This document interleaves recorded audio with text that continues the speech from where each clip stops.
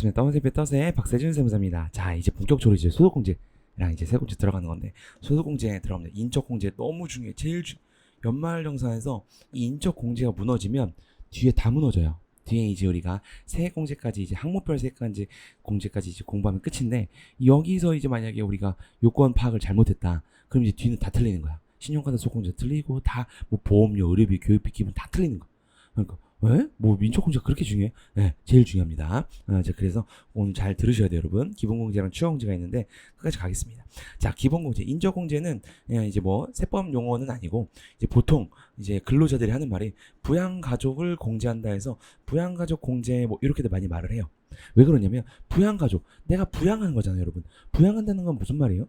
내가 예를 들어서 나 부양을 해. 저도 이제 처자식을 먹여 살린단 말이에요. 부양을 하지. 그럼 애가 셋이야, 나는.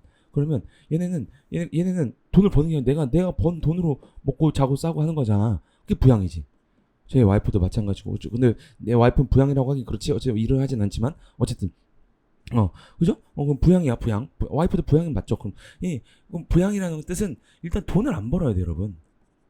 맞잖아요. 안 버는 자들을 내 돈으로 먹여 살려는 느낌이지. 그게 부양이잖아. 그죠? 그래서 여기에 1인당 150만 원을 공제를 해주는데, 가족이라고 다 해주는 게 아니에요, 여러분.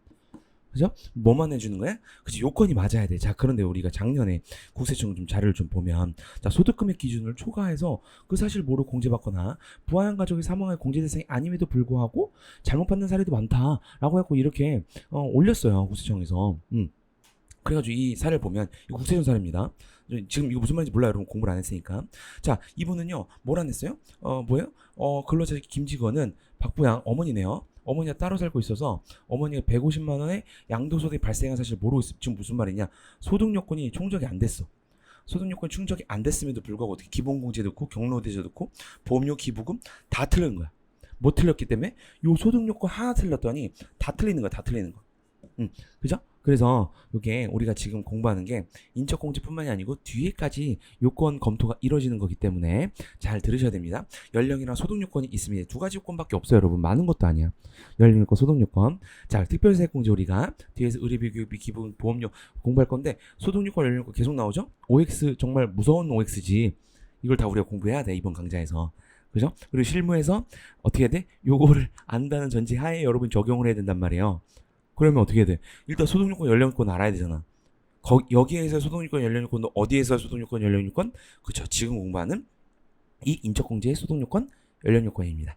됐죠? 자, 갑시다. 연령요건 나이예요. 만 나이죠? 다 만 나이로 윤석열 정권에서 통일해줬어요. 너무 좋지? 한 살씩 더 어려졌잖아.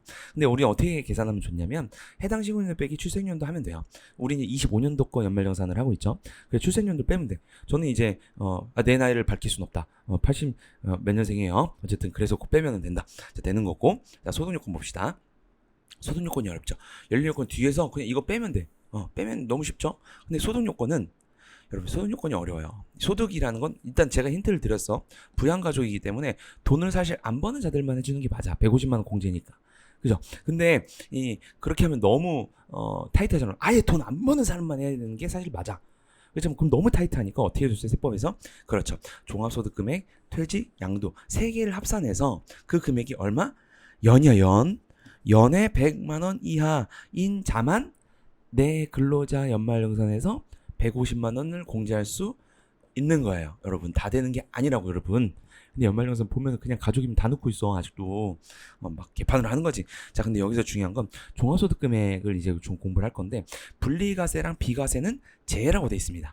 분리과세는 뭐야? 우리가 1강에서 공부했듯이, 그렇죠. 완납적 원천징수였는데, 이런 말이 사실 중요한 것보다 뜻이 더 중요하죠. 완납적이 뭐야? 납부를 완료했다는 얘기야, 그죠? 그럼 납부를 완료했다는 건 세금 신고를 할 필요가 있다고 했어요, 없다고 했어요?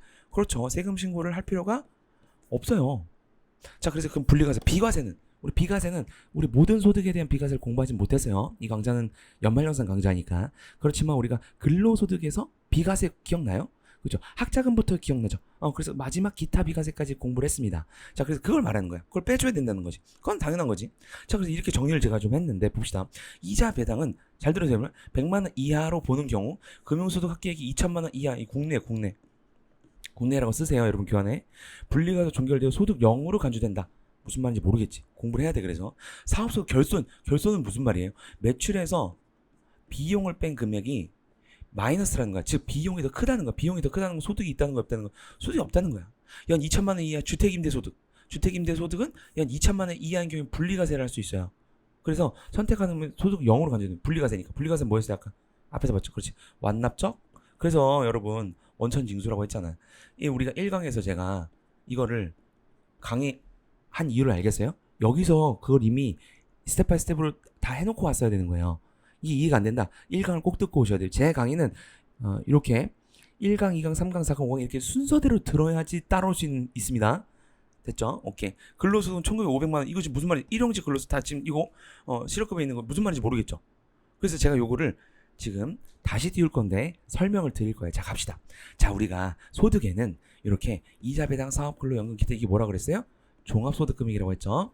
요 지금 종합소득금액 여러분 종합소득세도 다 찍으면 20개가 넘어 최소 짧게 찍어도 그렇지만 지금 제가 연말정산에 필요한 지금 종합소득세 소득세만 지금 간략하게 제가 지금 설명을 드릴 겁니다. 그러니까 얼마나 지금 엄청 압축한데 얼마나 중요하겠어? 잘 들으셔야 돼. 자, 모든 소득은 여러분 수익에서 비용을 뺍니다. 자, 근로소득 볼까요, 여러분? 지금 근로소득 총급여액이죠. 수익이 여러분 세전급여예요. 거기서 비용 못 빼요. 우리가 저번 시간에 공면 그렇죠. 근로소득 공제란 걸 빼준다고. 그게 여러분의 근로소득 금액이야. 그래서 소득은 여러분 내가 번 거에서 지출한 걸 빼야지. 그게 소득이잖아요. 맞죠? 모든 소득이 다 그래. 근데 못 빼고 이자 배당은 비용을 인정해줘야 안 해줘요? 인정 안 해줍니다. 그냥 받은 게 소득이야. 따라왔죠? 자, 그리고 이렇게 합산 신고한다고 했잖아요. 종합소득 금액은 이자 배당 사업 근로 연금 기타 1강에서 공부했습니다. 그죠? 그런데 요게 합산하는 기준이 있어요. 자, 이자 배당 같은 경우에는 금융소득 금액이 얼마? 2천만 원을 초과해야 종합소득을 합산 신고가 됩니다. 그럼 2천만 원 이하면요? 합산 신고 한다는 거 안 하는 거? 합산 안 한다는 거지. 근데 이게 뭐라고요? 국내로 국내 이자 배당이에요. 국내 이자 배당 쓰세요. 국내로 쓰세요. 여러분 교환해 갑시다. 어떤 배우자가 있어요. 자, 이제 배우자가 있는데 국내 이자 소득 1,800이고 국내 배당 소득 100만 원이에요. 자, 그러면 이 사람 일단은 소득이 얼마예요? 이자랑 배당은 비용 처리 없죠. 그냥 1,900입니다. 1,900이야. 자, 그럼 이 사람 1,900만 원 맞아요. 근데 소득세법상 지금 이 종합소득 금액을 보자는 거예요. 어쨌든 우리가 앞에서 봤지만 종합소득 금액, 퇴직, 그리고 양도 합쳐서 연간 아까 얼마라 그랬어요? 연이요, 월이라 아니고 연간 100만 원이었습니다. 100만 원 이하만 내 부양가족 공제로 넣을 수가 있다고 했어요. 맞죠? 자, 근데 이 사람 보세요. 일단 1,900이야. 1,900이면 일단은 그냥 숫자상으로 봤을 때는 100만 원 넘어 안 넘어? 넘지. 그럼 이 사람 인적공제 안 되지 라고 판단하면 안 되는 거야. 그래서 소득세를 공부를 해야 된다고. 왜? 우리는 금융소득은 뭐예요? 여기 위에 보세요. 2천만 원 초과하는 것만 합산이니까 이거 2천만 원 초과했어요, 안 했어요? 안 했죠. 그럼 합산 돼, 안 돼? 안 되는 거 합산 안 되면 빵이야. 자, 빵이라고. 분리과세로 종결된다가 무슨 말이야? 그쵸? 원천 징수로 아까 끝난다고 해서 계속 얘기 나오고 있어요, 여러분. 그래서 이 사람은 이자소득 1,800만 원 받을 때 15.4%를 떼면 뭐 15.4%는 뭐예요? 이거는 금융소득이 있는 거라서 그냥 받아주세요. 이건 아직 공부 안 했던 거야. 15.4% 떼고 내가 만약 100만 원을 받으면 이 중에서 15만 4천 원을 은행에서 안 줘요. 안 주고 이 금액 100만 원에서 15만 원을 뺀 금액을 이 사람한테 넣어준다고. 그래서 그렇게 1,800만 원을 받은 거야. 그러면 분리과세로 끝난 거야. 세금이. 이해됐죠? 그러면 합산 신고할 게 있다 없다? 없다. 왜? 이 사람은 2천만 원이 초과가 안 됐으니까. 그래서 이 사람은 인적공제 될 거 아닌데요? 됩니다. 왜요? 소득이 0원으로 간주되는 거예요. 종합소득 금액이. 어렵죠? 어려워 여기가. 그래서 실수가 많은 거야 사실은. 그리고 자, 만약에 해외면 제가 아까 말씀드렸지만 이건 뭐라고 했어요? 국내라고 했죠? 해외는 무조건 종합신고를 해야 돼요. 과세를. 이유는 원천징수가 되지 않았기 때문인데 넘어갑니다. 이렇게까지 설명하면 너무 길어져. 그래서 100만 원, 10만 원 해외 이자나 해외 배당은 무조건 종합소득 금액으로 들어가요. 그래서 이 사람 110만 원이죠? 그럼 아까 얼마 이하만 된다고 했어요? 그렇죠. 100만 원 이하만 된다고 했습니다. 이 사람은 그래서 100만 원이 넘었기 때문에 인적공제 될까 안 될까? 안 돼. 어쩔 수가 없어. 되게 아이러니한 현상이죠. 그럼 어쩔 수 없습니다. 인적공제 안 됩니다. 이 사람은. 그래서 이 세법을 알아야지만 이게 제대로 넣을 수가 있는 거예요. 그래서 제가 요걸 다 설명을 드리고 다시 표를 띄울 겁니다. 됐죠? 자, 그리고 일용직 급여요. 일용직 급여 배우자가 500만 원을 받았어요. 자, 일용직 알바로 됐네요. 이건 우리가 첫 시간에도 봤다. 1강에서 완납적 원천 징수로 끝났죠? 그럼 완납 납부를 완료했으니까 세금 신고할 필요가 있어요, 없어요? 없지. 이게 분리과세잖아.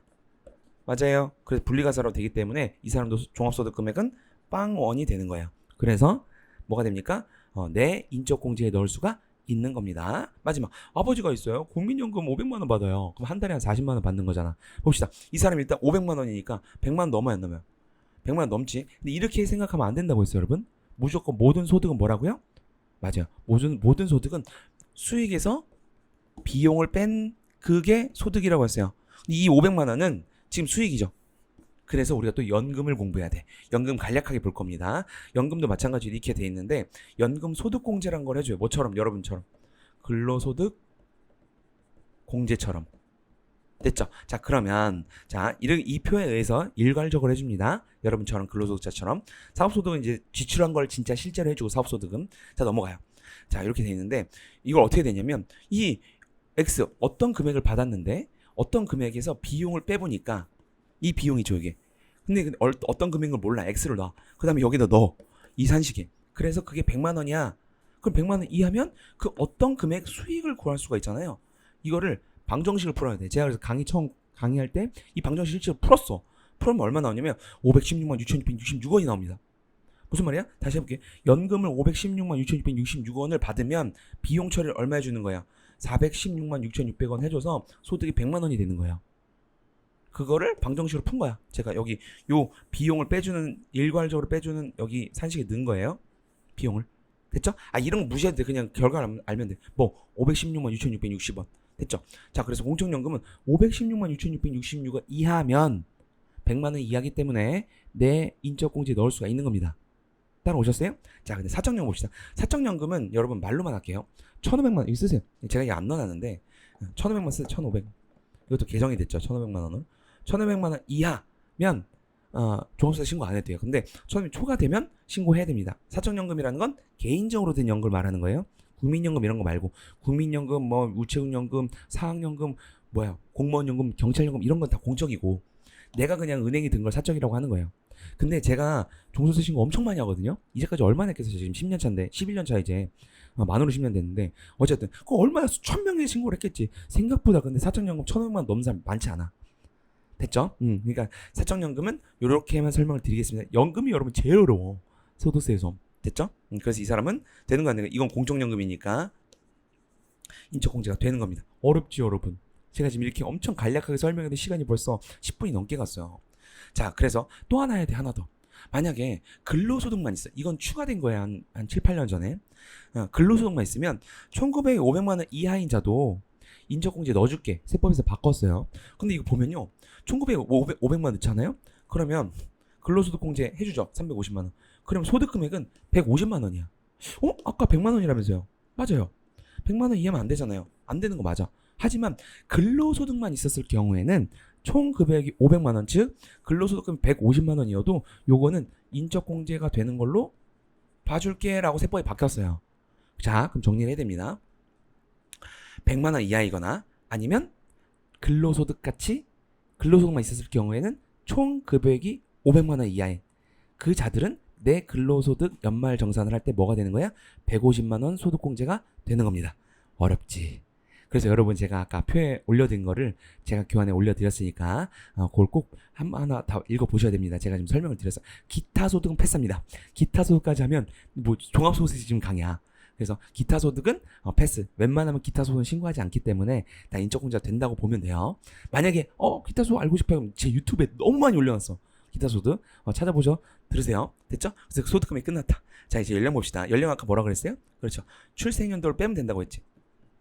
언제? 신고년도에 뺀 그 나이가 60세 이상 존속은 그래야 연령 요건이 충족이 되는 거고 비속은 20세 이하여야지 충족이 되는 거고 입양자도 마찬가지예요. 형제자매는 60세 이상이거나 20세 이하인데 이 형제자매는 나의 형제자매예요, 여러분. 나의 형제자매. 됐죠? 그리고 소득요건 다 충족이 돼야 됩니다. 위탁아동 18세인데 이건 세법상은 아니어서 위탁아동이면 되는 거예요. 자, 그 배우자는 연령이 필요 없어요. 무슨 말이야? 연령이 필요 없다는 건 연령을 안 본다는 거지. 소득요건만 본다는 거야, 배우자는. 그럼 배우자는 그래서 30살 차이가 나건 나보다 연상이건 연하건 상관이 없다는 겁니다. 나이는 뭐만 충족되면 돼. 소득요건만 충족이 되면 되는 겁니다. 자, 그래서 이거 봐요. 직계 존속 만 60세 이하, 자녀 만 60세 이하 제가 이렇게 써놨어요. 배우자는 법률상 배우자에 대해 혼인신고 당연히 돼 있어야 됩니다. 됐죠? 가족공제 제한이 없다 무슨 말이냐면 이제 제가 여기서 설명드려야 되는데 여기 보시면 이 중에서 배우자야. 지워봅시다. 장애인. 요 중에서 장애인이 있어요. 있을 수 있죠? 장애인은 소득 요건은 보고 연령은 안 봐요. 이렇게 필기합시다. 무슨 말이냐? 장애인도 이 배우자랑 똑같은 거야. 이 중에서 뭐 어머니가 예를 들어서 배우자의 존속이 그럼 60세 이상이어야 되잖아요. 60세 이상의 필요가 없다는 겁니다. 그냥 장애인이면 연령을 안 본다는 요건 하나 완화시켜 준 거예요. 됐죠? 그래서 이렇게 써놓은 거예요, 제가. 장애인 같은 경우는 기본공제 대상자인데 나이 요건 제한이 있어요, 없어요? 없다는 겁니다. 나이 요건을 무시하고 적용하면 돼요. 뭐만 보면 돼? 소득 요건 보면 되는 거야. 됐죠? 위탁 아동 18세 미만. 요거는 사실은 세법에 나와 있는 건 아닙니다. 됐어요. 넘어가요. 자, 그런데 이제 이렇게 해서 소득 요건, 연령 요건이 끝났고요. 이제 생계 요건이랑 추가 이제 공제를 해야 되는데 시간이 너무 길어질 것 같아요, 여러분. 그래서 이렇게 한번 소득 요건, 연령 요건을 딱 봤으니까 한번 요걸 끊고 이걸 계속 돌려 보셔야겠지? 그래야 다음 시간에 들을 수 있겠죠? 요거 한번 끊고 바로 또 이어가도록 하겠습니다. 오늘 여기까지 그 떠먹은 세포의 떠세 박세준 사무사였습니다. 감사합니다.